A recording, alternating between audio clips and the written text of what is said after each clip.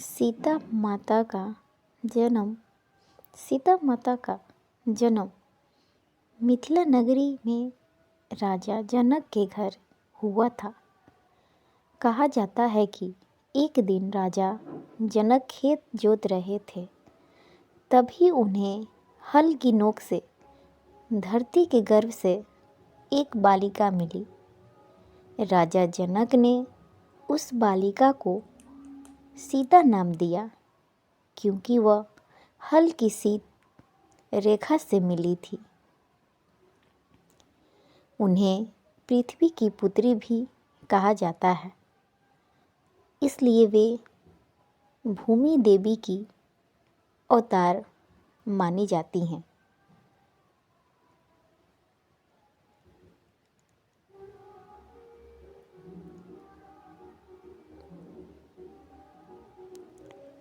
सीता स्वयंवर। जब सीता युवा हुई तो राजा जनक ने उनका स्वयंवर रखा। उन्होंने घोषणा की कि जो भी भगवान शिव के धनुष पिनाक को उठाकर उसका प्रत्यंचा चढ़ा सकेगा, वही सीता से विवाह करेगा। अनेक राजा आए, पर कोई भी धनुष हिला भी ना सका। तभी अयोध्या के राजकुमार राम आए और उन्होंने सहज ही उस धनुष को उठाकर तोड़ दिया। इस प्रकार सीता का विवाह भगवान राम के साथ हुआ। वनवास और सीता हरण। राजा दशरथ के वचन पालन हेतु श्री राम को 14 वर्षों का वनवास मिला। सीता माता ने पति धर्म निभाते हुए उनके साथ वन गमन किया। वन में रावण की बहन शूर्पणखा की घटना के बाद रावण ने बदला लेने के लिए सीता का हरण किया।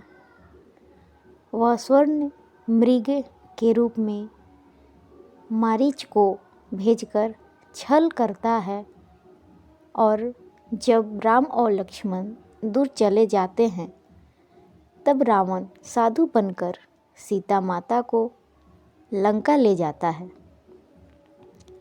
लंका में अग्नि परीक्षा। राम ने हनुमान, सुग्रीव और वानर सेना की सहायता से रावण का वध किया और सीता माता को वापस लाए। लेकिन सीता की पवित्रता सिद्ध करने के लिए उन्होंने अग्नि परीक्षा दी, जिसमें वे पूरी तरह निष्कलंक सिद्ध हुई।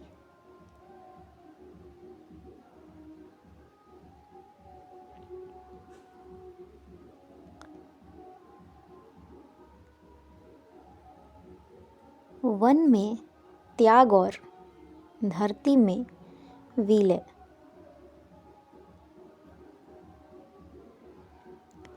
अयोध्या लौटने के बाद भी प्रजा में सीता के बारे में सवाल उठे। राजधर्म के पालन हेतु श्री राम ने गर्भवती सीता को वन में भेजा दिया। वहाँ ऋषि वाल्मीकि के आश्रम में उन्होंने 2 पुत्रों लव और कुश को जन्म दिया।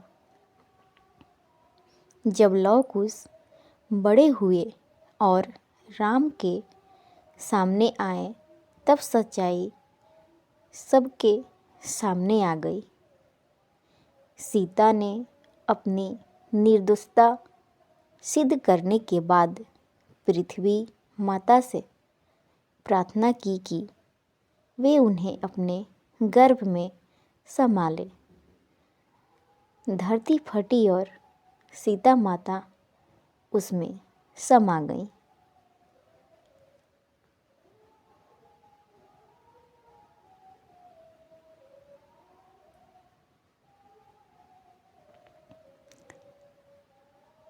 सीता माता का महत्व।